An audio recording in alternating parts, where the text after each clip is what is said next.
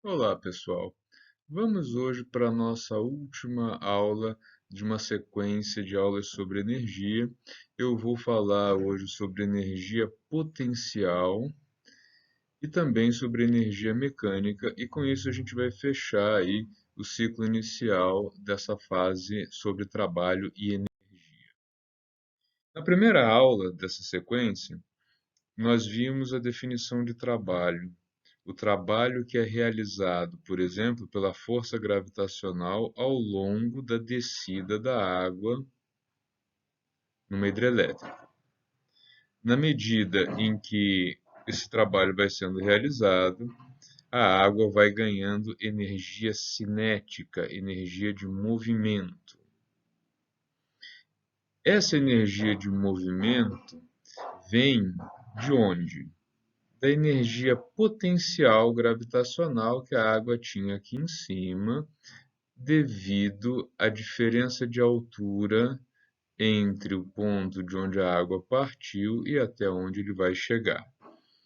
E, ao longo de todo o processo, a água teve uma certa quantidade de energia mecânica, que é a soma das energias cinética e potencial.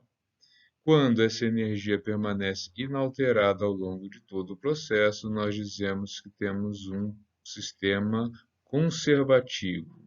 Quando parte dessa energia se perde, como é o caso aqui, nós temos um sistema com dissipação de energia. Então, o trabalho ele é realizado por uma força para fornecer energia cinética a um sistema, ou ao contrário, ele é realizado contra a ação das forças quando ele resulta em redução de energia cinética. E energia potencial, nesse caso, é energia potencial gravitacional devido à diferença de altura entre o ponto de partida e o ponto de chegada da água. Nós vimos, então, a definição de trabalho, depois passamos à definição de energia cinética. Hoje vamos ver a energia potencial e como essas duas energias se somam na definição de energia mecânica. Vamos ver um exemplo. Nós temos aqui um objeto que é lançado verticalmente para cima. Ao longo desse processo, a única força que atua sobre o objeto é a força-peso, se nós podemos expressar, claro, as forças de atrito. O que acontece? No processo de subida, esse objeto vai ganhando altura e perdendo velocidade. A velocidade dele inicial é raiz de 2gh e a velocidade final dele vai ser zero. Então ele parte de uma velocidade diferente de zero e chega numa velocidade zero. Ao longo desse processo, o trabalho realizado pela força-peso ele é contrário ao deslocamento, que resulta num trabalho negativo. Por outro lado, a energia cinética desse objeto, que começa com um valor alto, termina com zero, indicando que a variação da energia cinética, nesse caso, ela é também negativa, assim como o trabalho. Na subida, essa energia cinética então saiu desse valor e foi para este valor zero. Para onde foi essa energia?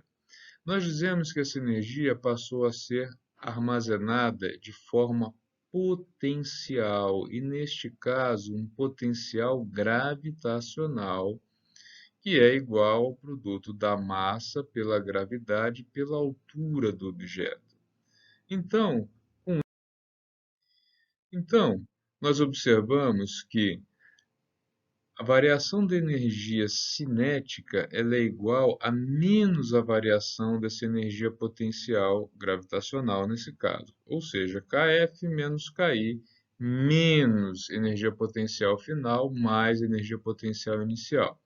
Se eu mudo esse membro final para esse lado da igualdade e levo esse outro para cá, nós temos o resultado de que a soma da energia cinética e potencial final é igual à soma da energia cinética e potencial iniciais.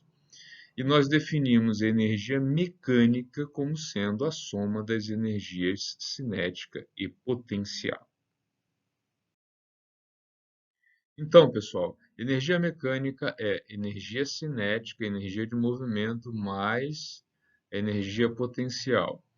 O que nós chamamos de sistemas conservativos são aqueles nos quais a energia mecânica é constante, ou seja, onde a energia mecânica não é transformada em nenhum outro tipo de energia. Nos processos em que nós analisamos como exemplo, nós tivemos essa característica, tanto na subida quanto nos processos de descida, desprezando o atrito, a energia mecânica se mantém constante. Vamos ver, por exemplo, um processo de lançamento vertical de um objeto com 1 kg que é lançado com 30 metros por segundo de velocidade, sujeito à ação apenas da força gravitacional. Observem que, no lançamento, o objeto parte da posição 0 com a velocidade 30.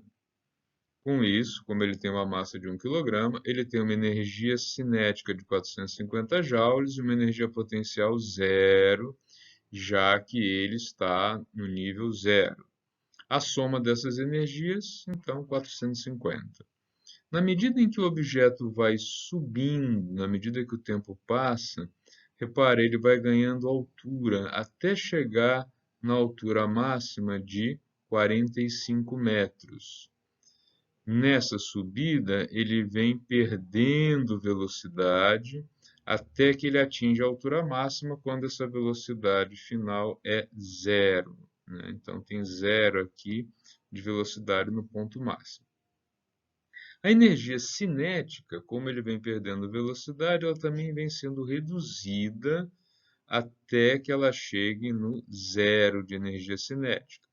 Por outro lado, como o objeto reduz a velocidade, mas ganha em altura, ele vem ganhando energia potencial gravitacional na medida em que ele vem subindo.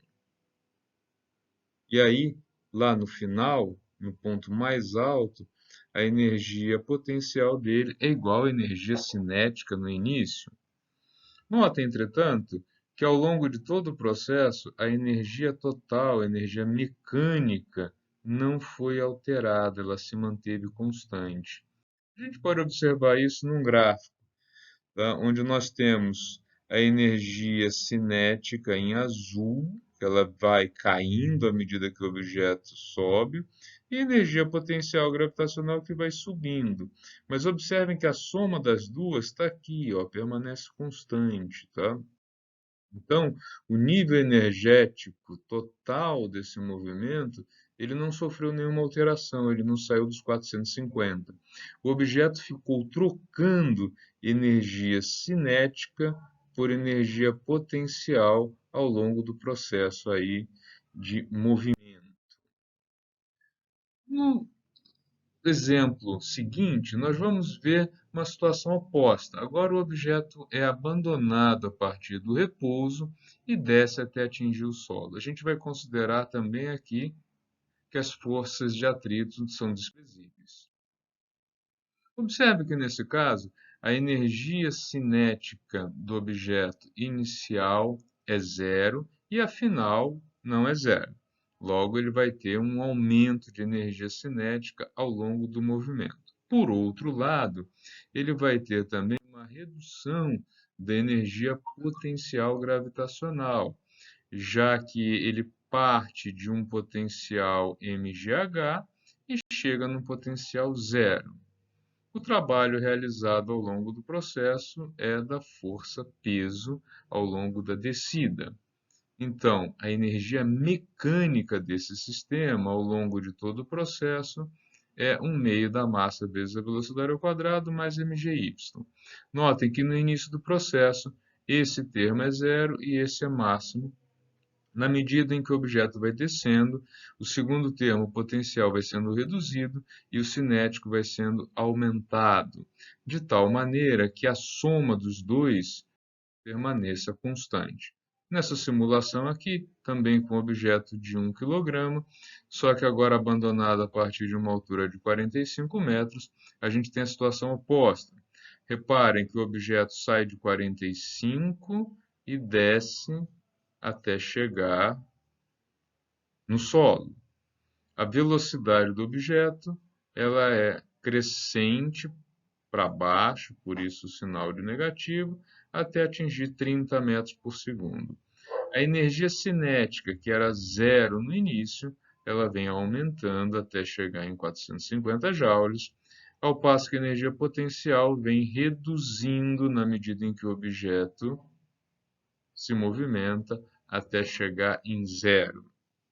E a energia cinética? Não se mexe, não se move, ela permanece sempre em 450 joules. Tá? Isso pode ser visto em melhores detalhes aqui no gráfico, mostrando que a energia cinética ela vai sendo aumentada ao longo da descida, ao passo que a energia potencial decresce, mas a soma das duas permanece sempre aqui no mesmo patamar, já que não existe transformação de energia cinética nem de energia potencial em outras formas de energia, enquanto nós estamos expressando as forças de atrito. Então, na descida, nós tivemos aumento da energia cinética, redução da energia potencial e trabalho positivo. Na subida, nós tivemos redução da energia cinética, aumento da energia potencial e o trabalho realizado ficou negativo.